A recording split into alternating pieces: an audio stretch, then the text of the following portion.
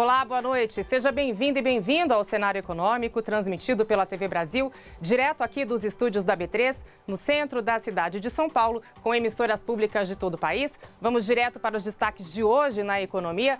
A Petrobras anunciou seu plano de investimentos e prevê um valor de 84 bilhões para os próximos 5 anos. Ancine Mink, o Ministério da Cultura, anuncia uma nova política nacional para games. Cai o endividamento e inadimplência em novembro, dados referentes a famílias da Confederação Nacional do Comércio. A gente tem aqui dois fatores, uma mudança de comportamento e também impacto da taxa de juros. E cresce o número de brasileiros na pobreza, número divulgado hoje pelo IBGE, tanto na pobreza quanto na extrema pobreza. Certamente a notícia mais triste que a gente vai dar aqui hoje, possivelmente no ano. E aqui no estúdio, a gente vai falar das viagens de baixo custo. É uma oportunidade de se ganhar dinheiro, uma oportunidade de negócios, mas também uma oportunidade de se incluir as pessoas. Agora, no Cenário Econômico, que já está no ar.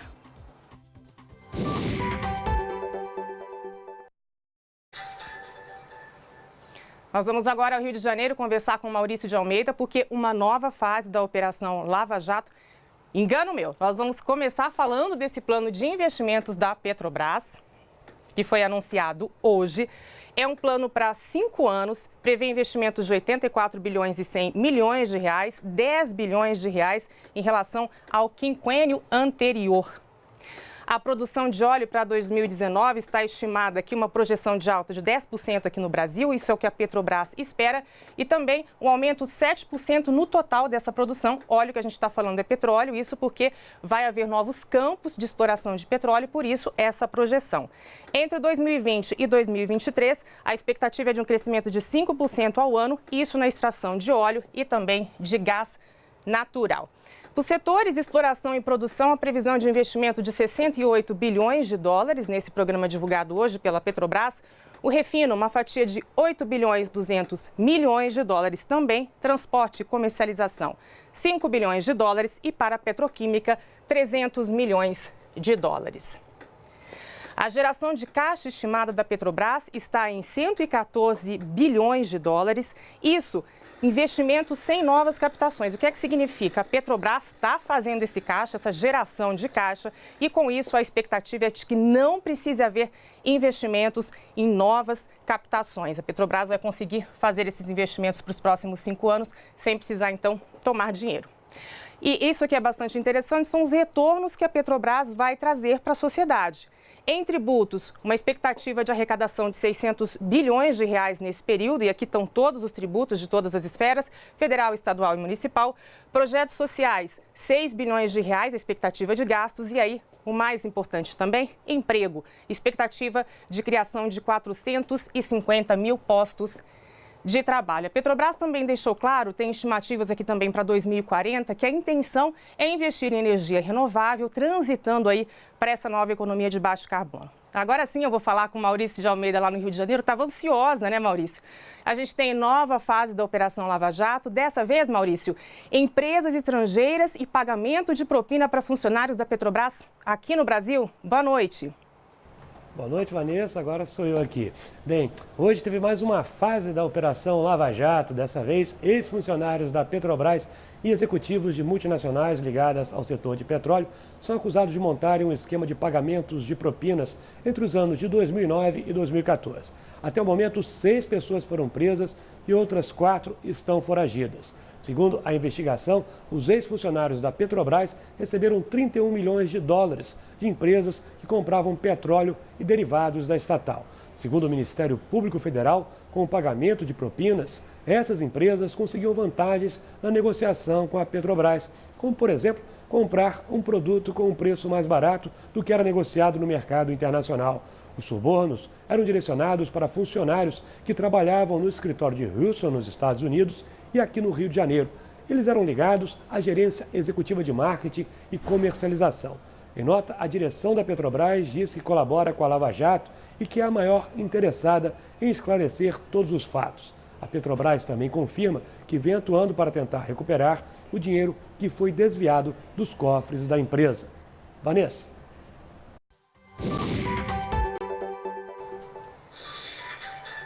Obrigada, Maurício. Com todas essas informações sobre Petrobras, vamos saber então como é que ficou o mercado financeiro hoje. Ibovespa fechou em alta, 0,47% aos 89.039 pontos.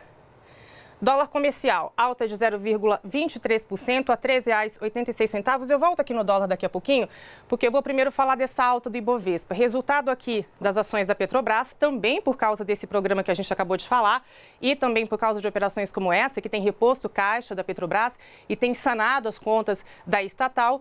Petrobras, então, em alta de 0,59%, R$ 25,49, puxou o Ibovespa, e também as ações da JBS, alta de 5,05%, maior alta. As ações foram para mais de R$ 12. Aqui a explicação é simples, houve uma troca no presidente executivo da JBS, isso foi ontem, repercussão hoje. Então, essas duas ações foram as responsáveis pela alta do Ibovespa hoje. Agora sim, dólar comercial, alta de 0,23%, R$ 13,86, também ligado às questões internacionais que a gente comentou aqui ontem. O investidor vem para cá como forma de segurança, de obter segurança no dólar, daí a cotação sobe. Saída de dólares agora em novembro, 6 bilhões 614 milhões de reais. Esse foi o saldo divulgado hoje pelo Banco Central. Pela primeira vez desde dezembro do ano passado, a gente tem uma situação em que saíram mais dólares do Brasil do que entraram, mas ao longo dos 11 meses o resultado ainda continua positivo. Já falamos das ações, a gente vai agora então conversar com Gabriela Santillo aqui em São Paulo, porque, Gabi, tem investimento expressivo e recorde na política de games. Conta pra gente, boa noite. É isso, Vanessa. Boa noite, que é algo já super novo, né? E já está batendo recorde. O Ministério da Cultura e a Ancine, que é a Agência Nacional do Cinema, lançaram hoje uma política de games com investimento recorde de 45 milhões e 200 mil reais. De acordo com a nova política, pela primeira vez, os projetos de realidade virtual e realidade aumentada serão também contemplados. Para a produção e comercialização de jogos eletrônicos, o Fundo Setorial do Audiovisual disponibilizará cerca de 35 milhões de reais. Os outros 10 milhões vão para as aceleradoras, que são aquelas empresas responsáveis por apoiar e investir no desenvolvimento de startups, nesse caso ligadas a games. Os projetos que receberão os investimentos serão selecionados por 3 editais que têm regras diferentes para cada tipo de segmento: produção seletiva, produção contínua e comercialização contínua. Por exemplo, no primeiro tem umas cotas, né? Vai ser mais projeto, principalmente ali do Centro-Oeste e do Norte. O Ministério da Cultura também lançará um edital específico para as empresas aceleradoras. De acordo com o segundo censo da indústria brasileira de jogos digitais, de 2013 a 2018, o número de estúdios de desenvolvimento de games no Brasil passou de 142 para 375 estúdios. Segundo uma outra pesquisa feita por uma empresa líder global no ramo, o Brasil é o 13º maior mercado de games do mundo. São mais de 75 milhões de jogadores por aqui. Então, esses investimentos devem aquecer ainda mais o mercado, né? Focado mais no mercado interno, porque consumidor o Brasil tem, Vanessa.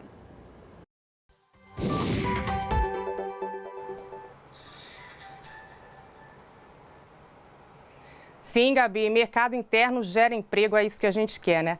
A Confederação Nacional da Agricultura fez hoje um balanço do ano, divulgou os resultados de 2018, avaliou que foi um ano de altos e baixos, destacou que teve uma redução no PIB do setor de 1,6%, mas também destacou que as exportações responderam aí por 42%. As exportações do setor corresponderam a 42% do total de exportações do Brasil. A gente lembra, a gente noticiou bastante aqui, teve o impacto da greve dos caminhoneiros, que foi direto neste setor, e agora a gente tem uma avaliação do setor para o ano que vem. Acompanhe. Para o ano que vem, certamente isso vai ser melhor, porque como há uma expectativa de crescimento econômico mais sólida, né, com a questão do novo governo, traz uma credibilidade maior, o próprio índice Bovespa mostra que a credibilidade do setor tem aumentado, então a gente acredita que vai ter um aumento de produção por lado da oferta, né, da demanda, e por lado da oferta, que as condições climáticas vão ser melhor para o próximo ano, em consequência do El Niño, né, que não está tendo impacto como deveria, né?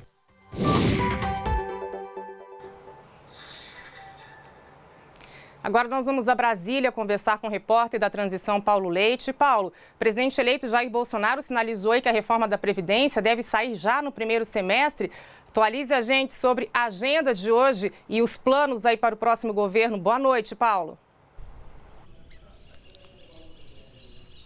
Exato, Vanessa. Boa noite para você, boa noite para todo mundo, em busca de apoios, para o próximo governo, que começa agora no dia 1º de janeiro do ano que vem. O presidente eleito recebeu mais 2 partidos, deputados de mais 2 partidos, PSDB e também PR. Ontem já tinha recebido deputados do MDB e também do PRB. Lembrando que antes disso, antes desses 4 encontros, 2 hoje e 2 ontem, o presidente eleito havia se focado aí nas bancadas partidárias, nas bancadas temáticas, melhor dizendo, como os ruralistas, e também nas frentes parlamentares, como a da saúde. Agora não, começou a conversa com os partidos e começou por esses 4 partidos, portanto. Além disso, o presidente falou sobre uma série de assuntos hoje e eu destaco 2 desses assuntos. Um deles é esse que você falou, reforma da Previdência, e o outro assunto são os 2 últimos ministérios que ainda não têm titular definido. Sobre reforma da Previdência, Vanessa, ele diz que a expectativa é votar os primeiros trechos nos primeiros 6 meses do ano que vem, portanto, primeiro semestre do primeiro ano, do governo dele. Ontem ele avisou, disse que a reforma será fatiada, será votada em termos, em trechos, melhor dizendo, e que vai começar com a definição de uma nova idade mínima, e isso é o que ele quer. Falando agora sobre os outros 2 ministérios, meio ambiente e também direitos humanos. Sobre o meio ambiente, ele diz que a ideia é preservar o meio ambiente, mas não atrapalhar o ambiente de negócios. Diz que essa tem sido a tônica hoje do Ministério do Meio Ambiente. Já sobre direitos humanos, confirmou que a advogada Damares Alves é um dos nomes que pode assumir aí o ministério. Ela é assessora do senador Magno Malta, mas ainda não há confirmação. Ele ainda não definiu quem vai assumir esse ministério, direitos humanos, nem meio ambiente até aqui, Vanessa. Você.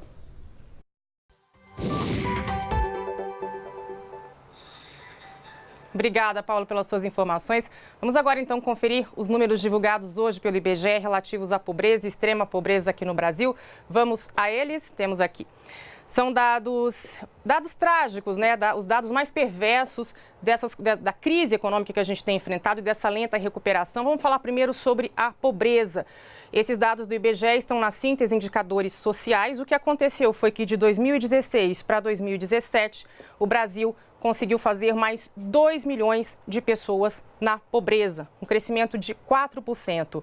Então, esse número passou de 52,8 milhões para 54,8 milhões agora, e isso equivale a 26,5% da população brasileira. Quando a gente passa, então, para extrema pobreza, mesmo período, a alta foi de 13%, maior ainda.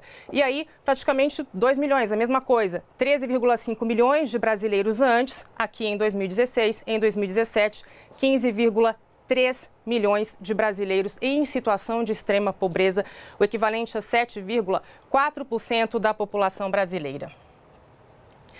Quando a gente fala da renda, o IBGE fez vários mapas, a gente destacou aqui os mais importantes. A renda média domiciliar per capita no Brasil, em 2017, estava em R$ 1.511. O que é que significa isso? Você pega a renda do domicílio e divide pelo número de pessoas que estão lá dentro. Em média, essa renda é de R$ 1.511, é baixíssima. O que é que significa essa extrema pobreza que a gente acabou de falar? São pessoas que vivem com R$ 140 por mês. E a pobreza, pessoas que vivem com R$ 406 por mês. E a gente viu ali, são milhões de pessoas nessa situação aqui no Brasil. Esses dados, essas margens são definidas pelo Banco Mundial e o IBGE segue essa classificação. Como é que está distribuída a pobreza? Ainda predominantemente no Nordeste, 44,8% lá, com destaque para o Maranhão, 12,8% no Sul. Santa Catarina é o estado que tem menos pobres no Brasil. Extrema pobreza, 14% no Norte, 2,9% no Sul. Esse dado aqui está equivocado, também é Nordeste, a maioria pretos e pobres, como a gente sabe. Para se eliminar essa pobreza, seria necessário 10 bilhões de reais mensais até essa data aqui, 2030, que é um programa da ONU, inclusive com o qual o Brasil é comprometido. Para eliminar a extrema pobreza, 1 bilhão 200 milhões de reais por mês, segundo também os dados do IBGE. O IBGE divulgou também dados sobre emprego 2015 a 2017, aqui 2 anos. 2.300.000 postos formais de trabalho foram perdidos neste período e o número de trabalhadores informais, como a gente vem falando aqui até de várias outras pesquisas, aumentou, 1.200.000. Nesse caso, a renda é 76% menor do que no caso dos trabalhadores que são empregados, que têm emprego formal, que não é necessariamente carteira assinada. Desigualdade de renda, os 10% mais ricos ganham 17,6 vezes mais que a parcela mais pobre da população. Então, a gente tem aqui desigualdade e evolução do país e extrema pobreza. Segundo o IBGE, o que levou a esse aumento de fatia de pessoas que caíram para a pobreza ou extrema pobreza é justamente o desemprego e também cortes no programa Bolsa Família. A gente continua falando de endividamento e inadimplência? A gente segue para o intervalo, então. O cenário econômico volta daqui a pouquinho. Continue com a gente. Estamos de volta com o cenário econômico agora para falar sobre a agência Vai Voando. Eu estou aqui com o Luiz Andreasa, que é diretor da agência, né? Bom, a ideia da agência, que está aí desde 2009, é vender passagens aéreas a preços mais acessíveis. Luiz, obrigada por sua presença aqui. Um negócio que existe desde 2009, né? Explica para ele explica para a gente como é que ele funciona na prática. Tá, legal. Na verdade, é um sistema de compra através de um carnê pré-pago, né? Onde o cliente ele programa a viagem. Então, imagina que daqui 10 meses ele vai viajar, o sistema calcula que ele pode, então, parcelar em até 10 vezes. Ele sai com esses boletos para fazer seus pagamentos mensais, não tem análise de crédito, não consulta SPC, Serasa, não precisa comprovar renda e não precisa ter conta em banco. Então, é um sistema que ele é inclusivo, qualquer pessoa pode comprar sem maiores dificuldades e viaja sem dívida. Pois é, a pessoa compra antes de viajar e aí a pessoa consegue se programar a ponto de conseguir pagar essa viagem, às vezes, com 10 vezes de antecedência? Consegue, né? Chega até 12, na verdade. 12? Depende muito da capacidade da pessoa de se programar. Então tem um perfil específico aí nessas viagens? Geralmente são as pessoas que vão visitar as suas famílias, né? E tem por hábito fazer isso, geralmente uma vez ou duas até por ano. Então, por conta dessa necessidade, faziam isso de ônibus até alguns anos atrás, que era a opção que tinha. E agora elas conseguem se programar, esse preço ele fica estabelecido desde o momento da compra, o assento está garantido na aeronave, tem localizador e tudo. E a pessoa faz uma viagem que antes fazia em 2 dias dentro de um ônibus e passa a fazer em 2, 3 horas. Esse público ele reside, na sua maioria, nas comunidades, né, nas favelas, enfim, nos bairros periféricos, né, dos grandes centros. São migrantes, na sua maioria, então eles têm esse laço familiar, essa necessidade de viajar para ver os familiares ou a terrinha. Né? Exatamente. E você disse que são várias agências. Quantas agências no país e em quantas capitais? Só nas capitais? Onde está esse público? Hoje a gente está representado nos 27 estados. A gente, obviamente, tem mais presença na região sudeste, que tem bastante migrante, né, e comunidades. Também no norte é uma região que a gente cresceu bastante. E a gente tem em média aqui em São Paulo, Rio de Janeiro, Manaus também, que é uma praça bem importante para nós, em torno de 80, 100 pontos de venda em cada uma dessas cidades. Bastante coisa. E o resto está distribuído aí pelo Brasil. E como é que as pessoas localizam, identificam essas agências? Como é que é o acesso a elas? É sempre físico? Sim, é sempre físico, né? Até porque para esse público o que importa é a relação humana ali, a pessoa está representando, né? Embora a empresa, a marca Vai Voando seja conhecida já nesses lugares, a gente está falando de uma relação que conta muito ali do revendedor, que ele é o fiador da marca naquele território. Sim. Então ele compra por causa do Joãozinho, da Maria e não talvez necessariamente pela Vai Voando. Então essa loja ela acaba sendo muitas vezes a garagem da casa da pessoa, às vezes um cômodo numa sala ou um comércio onde ela já até tenha um comércio primário, que ela viva seja uma bomboniere, seja uma papelaria e depois começa a ter uma agência de viagem. Em muitos casos, depois acaba virando uma agência de viagem por completo. E como é que vocês fazem para conseguir esses voos? São preços bastante acessíveis, né? Comparáveis a viagens de ônibus, por exemplo. Essa antecedência também garante isso e, para ficar claro, vocês compram de companhias aéreas, né? Vocês são uma agência. Sim. Nós pertencemos hoje a um grupo que é um dos grupos mais importantes do turismo, que é o Grupo Flytour, onde tem as relações com as companhias aéreas, então isso é tudo feito de forma segura, enfim, todas as companhias têm esse envolvimento e a consciência desse mercado, tem isso como um foco também. Nós somos talvez o meio de distribuição, o canal estratégico para alcançar esse público. E nós temos condições comerciais com eles que permitem a gente chegar com essa condição de competir com a passagem rodoviária, fazendo não ter qualquer elemento racional ali que pudesse ser objeção no momento da compra. Agora, você disse que vocês começaram em 2009, né? O país era outro naquele momento, a gente tinha um crescimento econômico bom. Exato. A gente tinha, inclusive, a emergência das chamadas classe C e D, né? Que passaram a frequentar os aeroportos. De lá para cá, como é que tem sido esse setor de vocês, o ramo de vocês? Como é que tem sido, como é que vocês têm conseguido se manter com essa nova realidade? Legal. A gente veio, os últimos anos, eles foram todos eles de grandes crescimentos. A gente teve crescimentos médios de 30% ao ano. Até mesmo ano passado foi 29% de crescimento. Crescimento alto. Crescimento bem alto. Esse ano foi um ano que a gente começou muito bem, o primeiro trimestre ele foi excelente, né? E a gente estava com 44% de crescimento no primeiro trimestre. Depois a gente passou algumas dificuldades por conta da greve dos caminhoneiros, Copa do Mundo, depois eleições. Tudo isso influenciou muito a questão da confiança do consumidor. Então a gente, exatamente, isso acabou diminuindo um pouco a demanda, mas a gente também já esperava um pouco por esse cenário, exceto, óbvio, a greve dos caminhoneiros. Então a gente já trabalhou com um planejamento, uma estratégia onde a gente focou esse ano em buscar eficiência operacional. Então a gente buscou melhorar um pouco o modelo que a gente já tinha, que já era eficiente, buscar melhorar ele ainda mais, para ter crescimentos melhores a partir agora de 2019, que a gente entende que vão ser anos aí, promissores. A previsão é boa, então, para o ano que vem? Previsão é excelente. E esse ano a gente ainda vai crescer, não como a gente estava acostumado a crescer, mas alguma coisa aí, em torno de 5%, pelo menos, a gente deve fechar o ano com crescimento. Bom, você mencionou a greve dos caminhoneiros e outros fatores, né, que todo mundo enfrentou na economia. A impressão que dá é que esse negócio tem uma demanda inelástica, diríamos assim, né, aquela menos variável, porque as pessoas vão visitar os seus parentes, né? Sim. O que aconteceu então foi uma migração, uma volta para o ônibus ou não? Não chega a ser uma migração. As pessoas deixaram de fazer essas viagens. O que a gente percebe, assim, existe um retardo, né? As pessoas se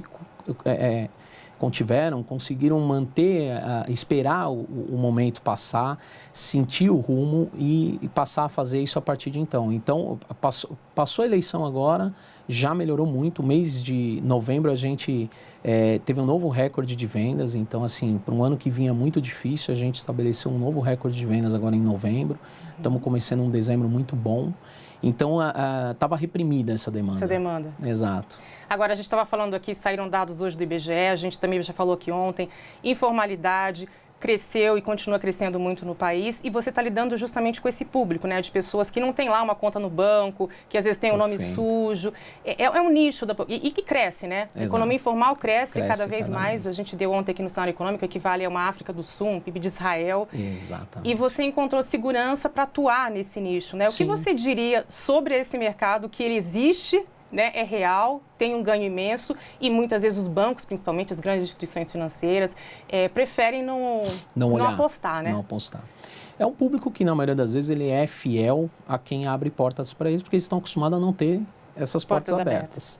Então, isso já é um primeiro ponto que geralmente nos dá a credibilidade e gera essa empatia em que a pessoa se mantém ali fiel, pagando. E o modelo, por ser pré-pago, ele também colabora para isso, porque o fato de você não terminar de pagar, você também não tem direito à sua viagem, você vai receber um valor que não é o que você pagou, né? Porque tem uma penalidade prevista pelos custos administrativos. São os mecanismos, né, que vocês encontraram. Então, são formas que colaboram para que a gente tenha uma saúde financeira muito boa, em nível de inadimplência muito abaixo do que é o mercado tradicional. Então, o que a gente percebe também, assim, a linha do tempo vai mostrando para as pessoas que esse modelo é viável. Então, antes apostava no cartão de crédito ou outras formas, se endividando, e de repente ela percebe que tem uma alternativa que ela fica menos sufocada, ela vai viajar e já não tem mais dívida, né? Que esse é um alívio. Exato. O ruim é você voltar de uma viagem com dívida para pagar. E fugindo do cartão de crédito, escapa também de juros altíssimos, né? Exatamente. Aí já sai da viagem com os presentes e com a conta em dia. Exatamente. Rapidamente, você conseguiria me dizer geração de emprego? Quanto que vocês conseguiram gerar aí? Olha, hoje a gente tem dos 530 pontos de venda que vendem, vai voando pelo Brasil, uma média aí de 3 pessoas por ponto de venda, né? Então, a gente está aí falando de indiretamente, sei lá, 1.500 a 2.000 pessoas, exatamente. Luiz, muito obrigada por sua presença aqui. Eu que agradeço. Antes de encerrar, eu faço um convite a vocês. Hoje tem conversa com Rosiane Kennedy especial, 8h30 da noite, um balanço, uma entrevista com o presidente Michel Temer a respeito desses pouco mais de 2 anos de governo. Fique com a gente. Amanhã a gente volta a se encontrar às 7 da noite. Até lá!